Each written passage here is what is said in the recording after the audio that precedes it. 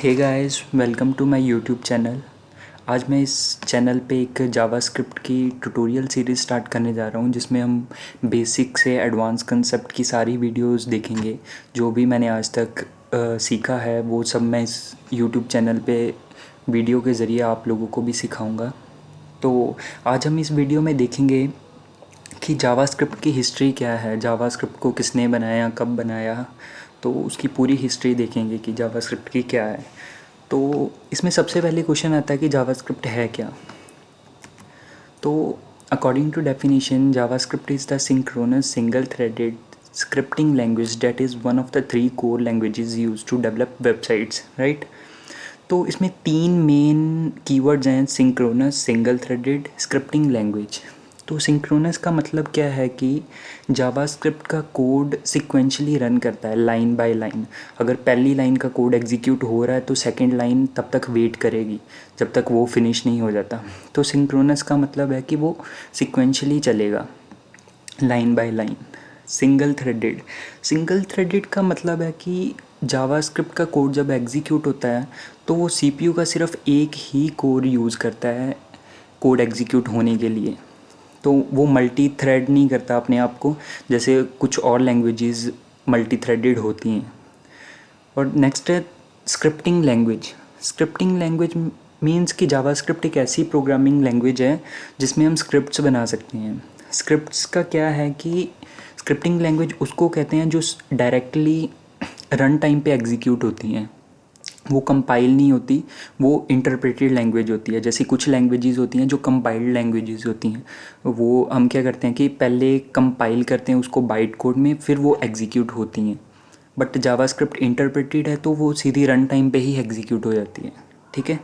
तो JavaScript starting में क्या था कि वेबसाइट से इंटरेक्ट करने के लिए यूज़ होती थी। जैसे कोई विजिटर आया, उसने बटन पे क्लिक किया और पॉपअप ओपन हो गया, तो ऐसे काइंड ऑफ इंटरेक्शंस करने के लिए यूज़ होती है। तो नेक्स्ट है हिस्ट्री क्या है जावास्क्रिप्ट की, कब स्टार्ट हुई, किसने बनाई, ठीक है। तो सितंबर 1995 में जो नेटस्केप नेविगेटर था, एक ब्राउज़र था उस समय का, तो उस उनके एक डेवलपर थे जिनका नाम था ब्रेंडन आइक। इन्होंने 10 दिन में एक स्क्रिप्टिंग लैंग्वेज बनाई थी जिसका इनिशियली नाम इन्होंने दिया था मोका, राइट। बट लेटर इसका साथ ही जल्दी ही नाम चेंज करके लाइव स्क्रिप्ट कर दिया गया। बट इसका नाम जावास्क्रिप्ट कैसे पड़ा? तो वो क्या था कि जो नेटस्केप नेविगेटर था ना, फ्री ब्राउज़र, उसमें जावा के एप्लेट्स की सपोर्ट थी। उस समय एक लैंग्वेज थी, प्रोग्रामिंग लैंग्वेज जावा, तो वो बहुत पॉपुलर थी। तो इन्होंने उसका जो फर्स्ट जावा पार्ट था वो लाइव रिप्लेस कर दिया, तो वो जावा स्क्रिप्ट बन गई लाइव स्क्रिप्ट से। कुछ लोग कहते हैं कि ये मार्केटिंग स्ट्रेटजी थी, क्योंकि जावा बहुत पॉपुलर थी उस समय, तो उन्होंने उसके जो पॉपुलैरिटी थी उसको यूज़ करके इसका नाम जावा स्क्रिप्ट कर दिया। बट इन दोनों में डिफरेंस है। जब भी कोई स्टार्ट करता है प्रोग्रामिंग और वो देखता है कि जावा स्क्रिप्ट और जावा, तो कई लोग कंफ्यूज हो जाते हैं कि ये शायद दोनों सेम ही चीज़ है। बट ऐसा नहीं है। जो जावा है उसका अगर प्रोग्राम रन करना है तो उसको हमें कंपाइल करना पड़ता है पहले एग्जीक्यूटेबल फॉर्मेट में, तब वो रन होती है। बट जावास्क्रिप्ट एक इंटरप्रेटेड लैंग्वेज है जो सीधी रन टाइम पे एग्जीक्यूट होती है, ठीक है। तो उस समय एक और ब्राउज़र था इंटरनेट एक्सप्लोरर, जो आज भी है, जिसको अब हम माइक्रोसॉफ्ट एज भी कहते हैं। उस समय क्या था कि जो नेटस्केप नेविगेटर था उन्होंने तो जावास्क्रिप्ट बना दी, और सेम थिंग इंटरनेट एक्सप्लोरर ने भी करी, बट उन्होंने जो स्क्रिप्टिंग लैंग्वेज बनाई उसका नाम जे स्क्रिप्ट कर दिया। तो क्या था कि कुछ वेबसाइट्स बनती थी जो वो जावास्क्रिप्ट को यूज़ करके बनती थी, कुछ वेबसाइट बनती थी जो जे स्क्रिप्ट को यूज़ करके बनती थी। तो जो जावास्क्रिप्ट को यूज़ करके वेबसाइट बनी है वो नेटस्केप नेविगेटर में अच्छी चलती थी, जो जे स्क्रिप्ट को यूज़ करके बनती थी वो इंटरनेट एक्सप्लोरर में अच्छी चलती थी। तो कई बार तो क्या था कि साइट्स के नीचे लिखा भी होता था कि ये जो वेबसाइट है ये नेटस्केप नेविगेटर में अच्छा यूज़र एक्सपीरियंस देगी। तो इस चीज़ को ओवरकम करने के लिए नेटस्केप नेविगेटर ने क्या किया कि उन्होंने सोचा कि कुछ ऐसा होना चाहिए जो इस लैंग्वेज को स्टैंडर्डाइज कर दे। तो उन्होंने एक्मा से एक्मा से बात करी। एक्मा क्या है कि यूरोपियन कंप्यूटर मैन्युफैक्चरर एसोसिएशन है, जो कंप्यूटिंग के जो भी स्टैंडर्ड्स हैं उनको स्टैंडर्डाइज करता है। तो इन्होंने नेटस्केप नेविगेटर ने एक्मा को कहा कि आप एक इस लैंग्वेज को प्रॉपरली मेंटेन और मैनेज करो।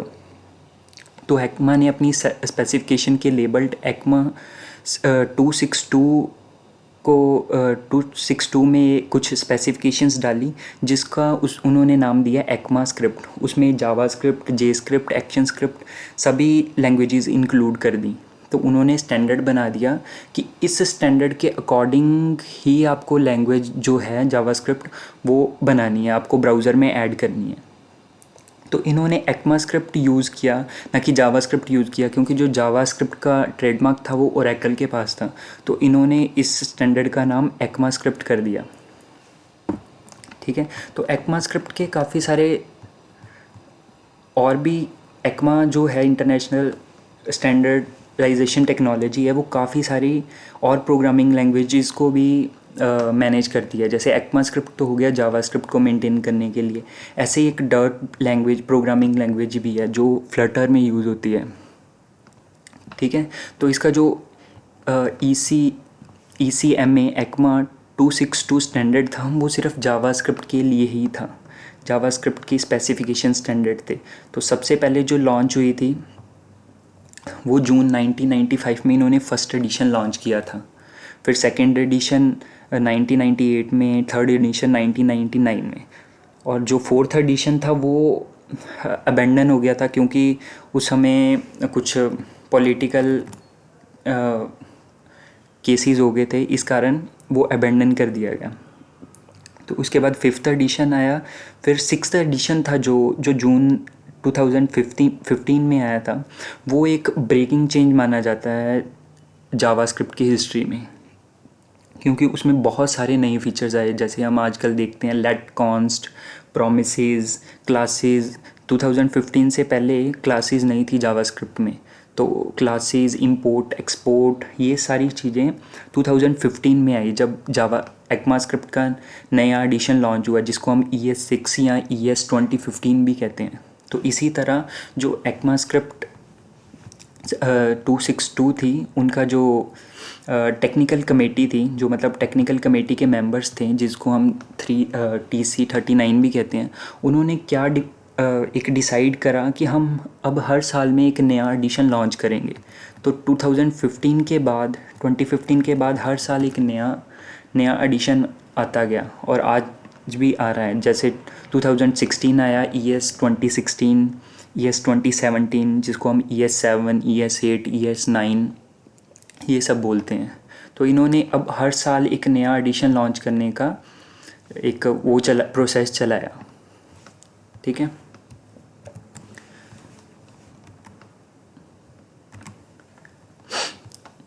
तो उसके बाद जो एक और ब्रेकिंग चेंज था वो था 2005 में एक